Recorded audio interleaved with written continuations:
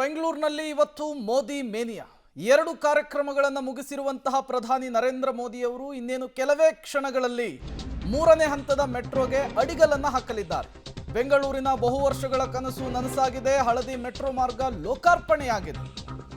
Ragigudda metro ನಿಲ್ದಾಣದಲ್ಲಿ ಮೋದಿ ಹಸಿರು ನಿಶಾನೆಯನ್ನು ತೋರಿಸಿದ್ದಾರೆ. ಆರ್ವಿ ರಸ್ತೆಯಿಂದ ಎಲೆಕ್ಟ್ರಾನಿಕ್ ಸಿಟಿಗೆ ಸಂಪರ್ಕಿಸುವಂತಹ ಮಹತ್ವದ ಯೋಜನೆ ಇದು. ಮೆಟ್ರೋದಲ್ಲಿ ಪಿಎಂ ಸಿಎಂ ಒಟ್ಟಿಗೆ ಸಂಚಾರವನ್ನು ಮಾಡಿದ್ದಾರೆ. ವಿದ್ಯಾರ್ಥಿಗಳು, ಪ್ರಯಾಣಿಕರು, ಸಿಬ್ಬಂದಿಗಳ ಜೊತೆಗೂ ಕೂಡ ಕುಶಲ ಮಾತನಾಡಿದ್ದಾರೆ ಪ್ರಧಾನಿ ನರೇಂದ್ರ ಮೋದಿ ಅವರು. ಪ್ರಧಾನಿ ನರೇಂದ್ರ ಮೋದಿ ಅವರು ಹಸಿರು ನಿಶಾನೆ ತೋರಿಸ್ತಾ ಇರುವಂತಹ ವಿಜುವಲ್ಸ್ ಅನ್ನು ಗಮನಿಸ್ತಾ ಇದ್ದೀರಿ.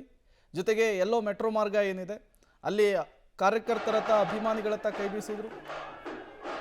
ಲೋಕಾರ್ಪಣೆಯನ್ನು ಮುಗಿಸ್ಕೊಂಡೀಗ ಬರ್ತಾ ಇರುವಂತಹ ವಿಜುವಲ್ಸ್ ಅನ್ನು ಕೂಡ ನೀವು ಗಮನಿಸ್ತಾ ಇದ್ದೀರಿ. ಅಲ್ಲಿ ನೆರೆದಿರುವಂತಹ ನೂರಾರು ಜನ ಅಭಿಮಾನಿಗಳತ್ತ ಕೈ ಬೀಸ್ತಾ ಇದ್ದಾರೆ.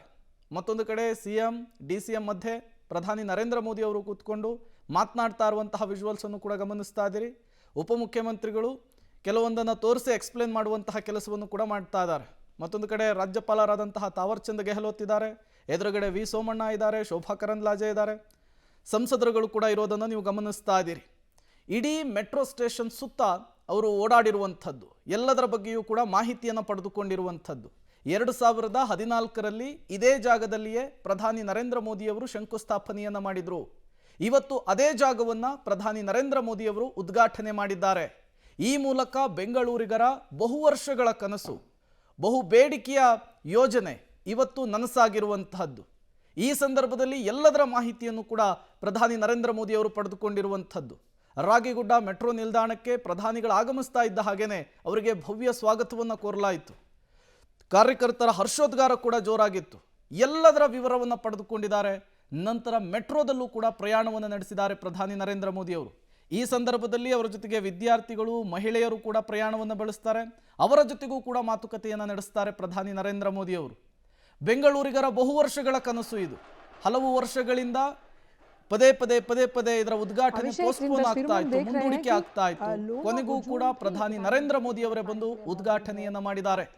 ರಾಗಿಗುಡ್ಡ ಮೆಟ್ರೋ ನಿಲ್ದಾಣದಲ್ಲಿ ಇವತ್ತು ಹಸಿರು ನಿಶಾನೆಯನ್ನು ತೋರಿಸಿ ತದನಂತರ ಮೆಟ್ರೋದಲ್ಲಿ ಸಂಚಾರವನ್ನು ಕೂಡ ಪ್ರಧಾನಿ ನರೇಂದ್ರ ಮೋದಿ ಅವರು ಆಡಿರುವಂಥದ್ದು. ಆ ಎಲ್ಲ ದೃಶ್ಯಾವಳಿಗಳನ್ನು ಕೂಡ ನೀವು ಸ್ಕ್ರೀನ್ ಮೇಲೆ ಗಮನಿಸ್ತಾ ಇದ್ದೀರಿ.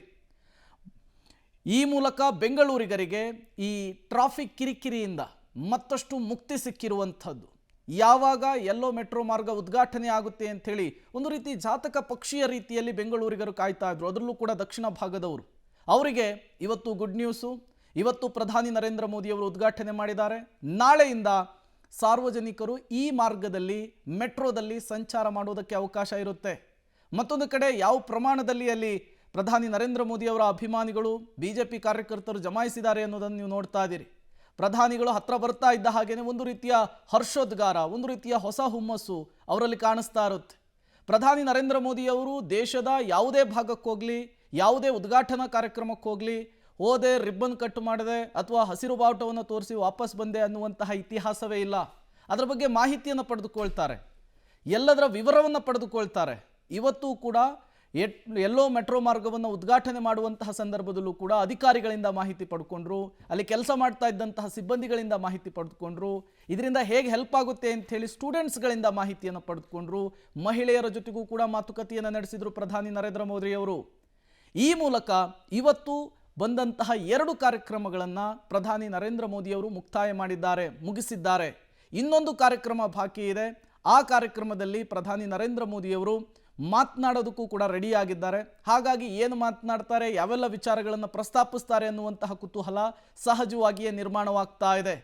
ಮೆಟ್ರೋ ಪ್ರಯಾಣದಲ್ಲಿ ಆ ಕಡೆ ಸಿಎಂ, ಈ ಕಡೆ ಡಿಸಿಎಂ ಮಧ್ಯೆ ಪ್ರಧಾನಿ ನರೇಂದ್ರ ಮೋದಿಯವರು ಕುಳಿತುಕೊಂಡಿರ್ತಾರೆ. ಈ ಸಂದರ್ಭದಲ್ಲಿ ಹಾಸ್ಯ ಚಟಾಕಿಯಾಗಿರುವಂಥದ್ದು ಹಲವು ವಿಷಯಗಳ ಬಗ್ಗೆ ಪ್ರಸ್ತಾಪ ಮಾಡ್ತಾ ಉಭಯ ಕುಶಲೋಪರಿಯನ್ನು ಕೂಡ ವಿಚಾರಿಸ್ಕೊಂಡಿದ್ದಾರೆ ಅನ್ನೋದು ಗೊತ್ತಾಗ್ತಾ ಇದೆ. ಅದರ ಜೊತೆಗೇನೆ ಕಾಂಗ್ರೆಸ್ನವರು ಇವರು ಆ ರೀತಿ ಒಂದು ಭಾವನೆಯೂ ಕೂಡ ಅಲ್ಲಿ ಪ್ರಧಾನಿ ನರೇಂದ್ರ ಮೋದಿ ಅವರು ತೋರಿಸ್ತಾ ಇಲ್ಲ.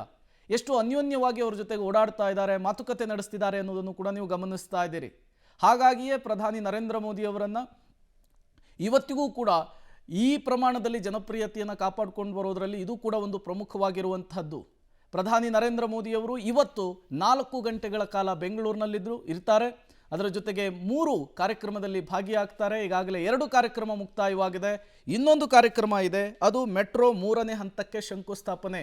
ಹತ್ತತ್ರ 15-16 ಸಾವಿರ ಕೋಟಿ ರೂಪಾಯಿಯ ಅನುದಾನವನ್ನು ಈ ಕಾಮಗಾರಿಗೋಸ್ಕರ ಕೇಂದ್ರ ಸರ್ಕಾರ ಮೀಸಲಿಟ್ಟಿರುವಂಥದ್ದು. ಅದಕ್ಕೂ ಕೂಡ ಇನ್ನೇನು ಕೆಲವೇ ಕ್ಷಣಗಳಲ್ಲಿ ಶಂಕುಸ್ಥಾಪನೆಯನ್ನು ಪ್ರಧಾನಿ ನರೇಂದ್ರ ಮೋದಿಯವರು ಈಡೇರಿಸ್ತಾರೆ. ಆ 3ನೇ ಹಂತದ ಮೆಟ್ರೋ 2028ಕ್ಕೆ ಬಹುತೇಕ ಕಂಪ್ಲೀಟ್ ಆಗುವಂತಹ ಸಾಧ್ಯತೆಗಳು ಕೂಡ ಇರುವಂಥದ್ದು. ಅದರ ರೂಟ್ ಮ್ಯಾಪ್ ಕೂಡ, ಪ್ಲಾನ್ ಕೂಡ ಈಗಾಗಲೇ ರೆಡಿ ಆಗಿರುವಂಥದ್ದು. ಇದರಿಂದಲೂ ಕೂಡ ಬೆಂಗಳೂರಿನ ಬಹಳಷ್ಟು ಜನರಿಗೆ, ಲಕ್ಷಾಂತರ ಜನರಿಗೆ ಹೆಲ್ಪ್ ಆಗುವಂತಹ ಸಾಧ್ಯತೆ ಇರುವಂಥದ್ದು.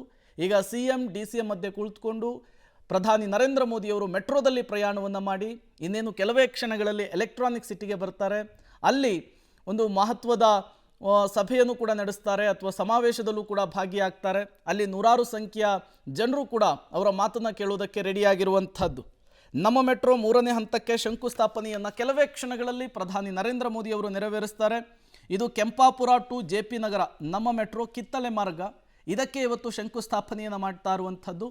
ಹತ್ತತ್ರ 15,000ದಿಂದ 16,000 ಕೋಟಿ ರೂಪಾಯಿ ಈ ಮೆಟ್ರೋ ಮಾರ್ಗಕ್ಕಂತಲೇ ಮೀಸಲಿಡಲಾಗಿದೆ.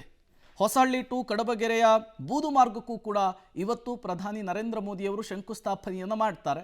ಇನ್ನೇನು ಕೆಲವೇ ಕ್ಷಣಗಳಲ್ಲಿ ಅವರು ಎಲೆಕ್ಟ್ರಾನಿಕ್ ಸಿಟಿಯನ್ನು ರೀಚ್ ಆಗ್ತಾರೆ. ಅಲ್ಲಿಂದ ನೇರವಾಗಿ IIIT ಆಡಿಟೋರಿಯಂ ಕಾರ್ಯಕ್ರಮದಲ್ಲಿ ಪ್ರಧಾನಿ ನರೇಂದ್ರ ಮೋದಿಯವರು ಭಾಗಿಯಾಗ್ತಾರೆ. ಈ ಮೂಲಕ ಅವರ ಅಭಿವೃದ್ಧಿ ಪರ್ವ ಜೊತೆಗೆ ಈ ರೀತಿಯ ಶಂಕುಸ್ಥಾಪನಾ ಕಾರ್ಯಕ್ರಮಗಳಾಗಿರಬಹುದು, ಉದ್ಘಾಟನಾ ಕಾರ್ಯಕ್ರಮಗಳಾಗಿರಬಹುದು, ಅವುಗಳಲ್ಲಿ ಭಾಗಿಯಾಗೋದು ಕೂಡ ಮುಂದುವರಿತಾ ಇದೆ.